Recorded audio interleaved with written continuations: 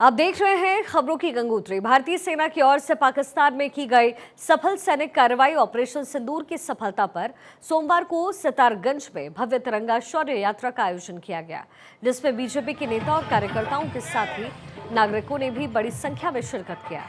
ये तिरंगा शौर्य यात्रा भारतीय सेना के अदम्य साहस और पराक्रम को सम्मानित करने के लिए निकाली गई। इस दौरान भारत माता के जय घोष से क्षेत्र गूंजायमान रहा। यात्रा का शुभारंभ महाराणा प्रताप चौराहे होते हुए मुख्य चौराहा पर खत्म हुई। इस यात्रा में विभिन्न निजी और सरकारी विद्यालयों के छात्र में भी कदमताल नजर आया। इस दौरान पूर्व सैनिकों के गौरव सेनानी संगठन के सदस्य भी शामिल रहे। पैरामिलिट्री जवानों ने अदम्य साहस का परिचय दिया, उनको बधाई देने के लिए, देश के अंदर एकजुटता लाने के लिए, आतंकवाद के समूल नाश के संकल्प में आज हम सबने शौर्य तिरंगा यात्रा निकाली है। और आज के दिन हम सब समझ लेते हैं जब इस देश के अंदर आतंकवाद का समूल नष्ट कर ये शौर्य यात्रा जो निकाली गई है, ये एक संदेश देने की बात है कि पूरा हिंदुस्तान एक साथ खड़ा है, चाहे वो हिंदू हो, मुस्लिम हो, सिख हो, ईसाई हो। ये एक संदेश है कि पूरा हिंदुस्तान अपनी आन बान शान के लिए लड़ने के लिए तैयार है, मरने के लिए तैयार है। और किसी ने भी हमारी तरफ अगर आंख उठाकर देखा तो उसकी खैर नहीं है। जो हमारे सशस्त्र बलों ने इस बार जो ऑपरेशन करके ऑपरेशन सिंदूर में दिखा दिया, हमारे मोदी जी के नेतृत्व में जो पूरा देश आज एकत्र हुआ है, चाहे वो विपक्ष भी हो, हमारा देश एक साथ खड़ा है। हम सारे देशवासी अपने देश के लिए जान कुर्बान करने को तैयार है और इस देश की तरफ किसी की भी नापाक नज़र लगने नहीं देंगे और यहाँ पर आतंकवाद को बिल्कुल भी पनपने नहीं देंगे। ये हमारा संकल्प है। उत्तराखंड में फर्जी दस्तावेजों के जरिए अवैध रूप से रह रहे 5 बांग्लादेशी नागरिकों की गिरफ्तारी ने एक बार फिर भारत 24 की खबर पर मुहर लगाई है। भारत 24 ने अपनी खबर में बताया था कि पच्छू वाटून और जौनसार क्षेत्र में बड़े पैमाने पर फर्जी डॉक्यूमेंट बना करके घुसपैठ की जा रही है। उत्तराखंड में घुसपैठियों पर पैनी नजर रखी जा रही है। पुलिस की ओर से सत्यापन अभियान चलाया जा रहा है। इस सत्यापन अभियान में 6 बांग्लादेशी और उनकी मदद करने वाले 2 भारतीयों को उत्तराखंड पुलिस ने गिरफ्तार कर जेल भेज दिया है। पुलिस की माने तो जब बांग्लादेशियों से पूछताछ की गई तो उन्होंने पूछताछ में बताया कि वे लंबे समय से अवैध रूप से देहरादून और हरिद्वार में निवास कर रहे थे।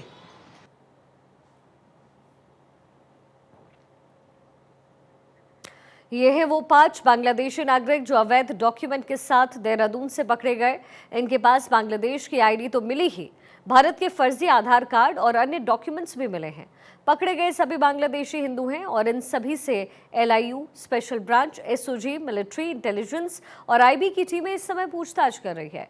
इन सभी को भारत में एंट्री दिलाने वाले नूर इस्लाम और मोहम्मद आलम की पुलिस इस समय तलाश कर रही है। इससे पहले भी भारत 24 ने कई मौकों पर ग्राउंड जीरो से अपनी खबर में दिखाया कि किस तरीके से बॉर्डर जिलों देहरादून, US नगर, हरिद्वार और नैनीताल में बड़े पैमाने पर बाहरी घुसपैठ हो रही है और कॉमन सर्विस सेंटर इनके फर्जी डॉक्यूमेंट्स बनाने में महत्वपूर्ण भूमिका निभा रहे हैं। उधर कांग्रेस नेता और शरणार्थी संग्राम परिषद के अध्यक्ष रह चुके धीरेन्द्र प्रताप का कहना है कि सरकार को बांग्लादेशी हिंदुओं पर लचीला रुख अपनाया जाना चाहिए। उन्होंने कहा, हिंदू कोई भी हो वो अपना भाई है। बांग्लादेश में हिंदुओं पर अत्याचार हो रहा है। दूसरी ओर बीजेपी का कहना है कि धर्म के आधार पर देश और प्रदेश की सुरक्षा के साथ खिलवाड़ नहीं कर सकते। जिस तरह से बांग्लादेश में हिंदुओं का दमन हो रहा है, ये बहुत ही दुख की बात है। और मैं समझता हूं, चाहे बांग्लादेश के हिंदू हों, चाहे पाकिस्तान में रहने वाले हिंदू, चाहे भारत में रहने वाले हिंदू या विश्व में कहीं भी रहने वाले, लेकिन खास तौर पर जो भारत के हिंदू हैं वो हमारा अपना खून है, हमारे भाई हैं। और मैं समझता हूं पाकिस्तान से युद्ध से पहले भी बांग्लादेश को ये सख्ती से कहा जाना चाहिए था कि वो ये क्या करने पर लगे हैं। ये मानवता के विरुद्ध अपराध है। और मैं शरणार्थी संग्राम परिषद का अध्यक्ष रहा हूं, जो बांग्लादेशी भारत में रहते थे। मैं तब भी ये कहता था कि हमारा अपना खून है। लड़ाई जीना और गांधी जी और हमारे बड़े नेताओं में उस वक्त हुई, लेकिन अब उनका जो हश्र है वो जो अब हो रहा है वो बहुत ही दुखद है। और भारत को इसको इसी दृष्टिकोण से लेना चाहिए कि बांग्लादेश में जिन पर दमन हो रहा है वो हमारे खून पे दमन हो रहा है। हमने CA लाए हैं, उसकी निश्चित प्रक्रिया है और उस प्रक्रिया के अंतर्गत अगर कोई आता होगा तो निश्चित तौर पर उसको यहाँ की नागरिकता दी जाएगी। लेकिन देश और प्रदेश की सुरक्षा के साथ कोई भी समझौता नहीं किया जा सकता है और धर्म के आधार पर तो बिल्कुल भी नहीं किया जा सकता है। हमको हमारी प्राथमिकता है देश की सुरक्षा, प्रदेश की सुरक्षा। हाँ, यदि कोई सीआईए के जो नियम है उसके अंतर्गत आता होगा तो निश्चित तौर पर उसको नागरिकता दी जाएगी, उसके लिए हमने व्यवस्था बनाएगी। पिछले दिनों मुख्यमंत्री पुष्कर सिंह धामी ने प्रदेश भर में बड़े स्तर पर सत्यापन अभियान चलाने के आदेश दिए, जिसके बाद देहरादून से लेकर हरिद्वार तक घुसपैठे पकड़े जा रहे हैं। हरिद्वार से भी एक बांग्लादेशी महिला रुबीना खातून को अरेस्ट किया गया। इससे पहले 2024 में भी रुड़की से एक संदिग्ध बांग्लादेशी को अरेस्ट किया गया था। पुलिस की पूछताछ में जब उनसे जरूरी दस्तावेज मांगे गए तो वे अपना पासपोर्ट और आधार कार्ड जैसे कीमती दस्तावेज नहीं दिखा पाए, जिसके बाद पुलिस ने उन्हें गिरफ्तार कर जेल भेज दिया। अपने सहयोगी मनबर रावत के साथ हरीश तपलियाल, भारत 24 देहरादून। रुड़की में विजिलेंस की कार्यवाही से हड़कंप मच गया है। यहां पर अपर तहसीलदार के पेशकार को रिश्वत लेते विजिलेंस टीम ने रंगे हाथ अरेस्ट किया।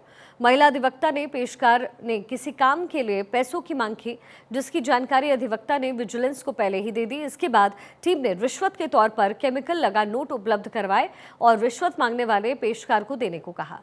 विजिलेंस टीम के कहने पर अधिवक्ता ने वैसा ही किया और इसी दौरान टीम ने उन नोट के साथ पेशकार को अरेस्ट कर लिया और अब आगे की जो कार्रवाई है वो इस समय की जा रही है।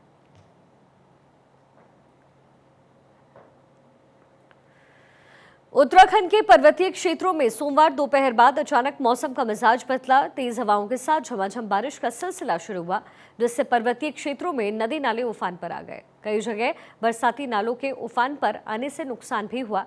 चमोली क्षेत्र के बद्रीनाथ और पीपल कोठी क्षेत्र में तेज बारिश के बाद पानी का रौद्र रूप देखने को मिला। पीपल कोठी में अचानक नाले में तेज बहाव के साथ मलबा और पानी भी आ गया। इस पानी के बहाव में कई गाड़ियां भी बहने लगी। हालांकि इस दौरान किसी के हताहत होने की कोई जानकारी नहीं है।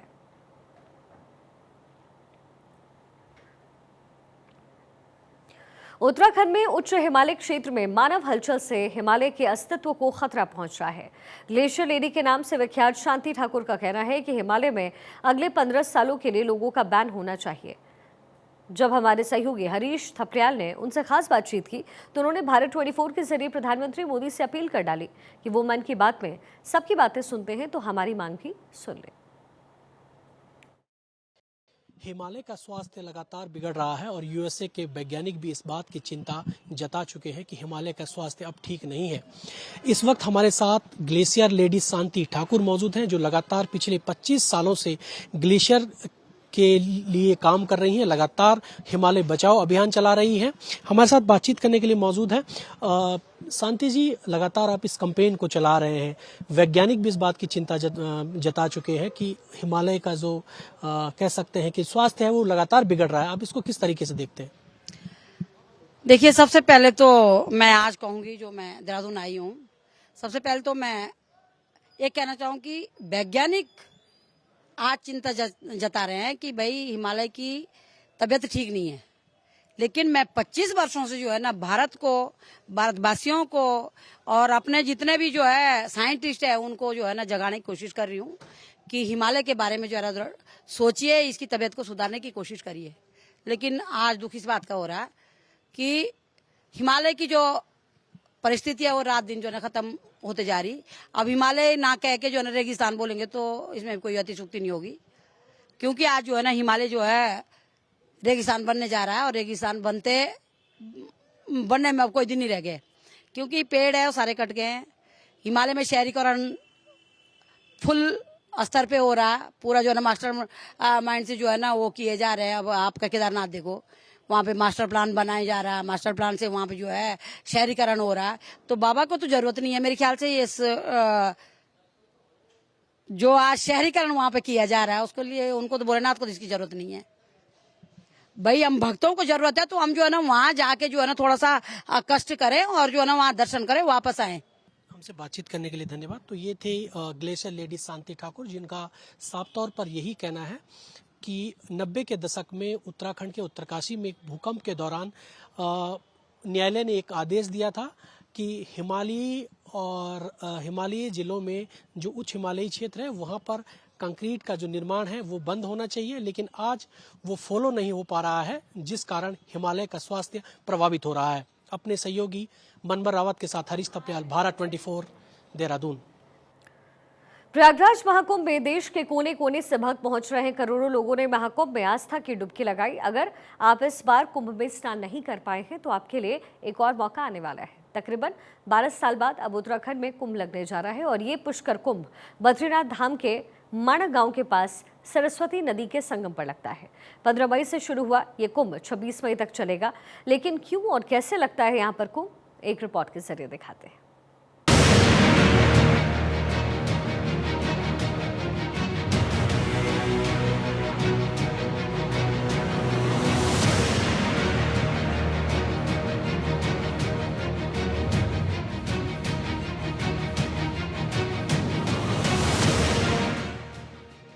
ये वही जगह है जहां से पांडव स्वर्ग की ओर गए थे। इसलिए कहा जाता है कि यहीं से स्वर्ग का रास्ता जाता है और इसलिए यहाँ पर पुष्कर कुंभ केशव प्रयाग की शुरुआत हुई। 15 मई से शुरू हुआ ये मेला 26 मई तक चलने वाला है। पुष्कर कुंभ मेला बद्रीनाथ से 3 किलोमीटर दूर भारत का आखिरी गाँव में लगता है। इस पावन अवसर पर भारत के अलग अलग राज्यों के लोग यहाँ पहुँचते हैं। अगर आप दिल्ली से पुष्कर कुंभ जाना चाहते हो तो इसके लिए बस या ट्रेन से सफर की शुरुआत करनी होगी। आप अपनी कार से भी सीधे यहाँ पहुँच सकते हैं। दिल्ली से माणक गांव की दूरी 540 किलोमीटर की है। इस सफर को तय करने के लिए आपको 12 से 13 घंटे लग सकते हैं। दिल्ली से हरिद्वार तक जाने के बाद आप ऋषिकेश जाएं। माणक गांव जाने का रूट बद्रीनाथ और जोशीमठ कस्बों के साथ NH58 के जरिए ऋषिकेश से सीधा जुड़ा हुआ है। इसी रास्ते से आपको भारत के आखिरी गांव माणा का रास्ता मिल जाएगा। यहाँ कुंभ स्नान करने के बाद आप माणा गांव भी घूम सकते हैं। इसके साथ ही आप बद्रीनाथ केदारनाथ के दर्शनों के लिए भी निकल सकते हैं। हिंदू धार्मिक मान्यताओं की माने तो माणा गांव के पास केशव प्रयाग वो जगह है जहां महर्षि वेदव्यास ने तपस्या की थी और महाभारत की रचना की थी। कहा तो ये भी जाता है कि दक्षिण भारत में महान आचार्य माधवाचार्य और रामानुजाचार्य ने भी इसी जगह पर ज्ञान प्राप्त किया था, जिसके चलते केशव प्रयाग में स्नान और पूजा अर्चना का विशेष महत्व है।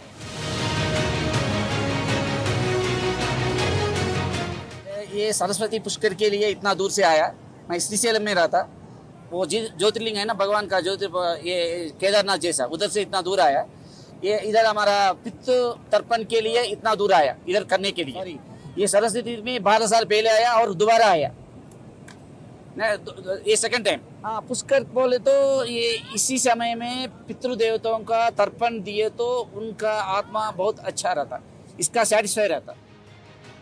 12 साल में एक बार ज्ञान रूपी गंगा, मां सरस्वती और अलकनंदा के संगम केशव प्रयाग पर पुष्कर कुंभ मेला का आयोजन होता है।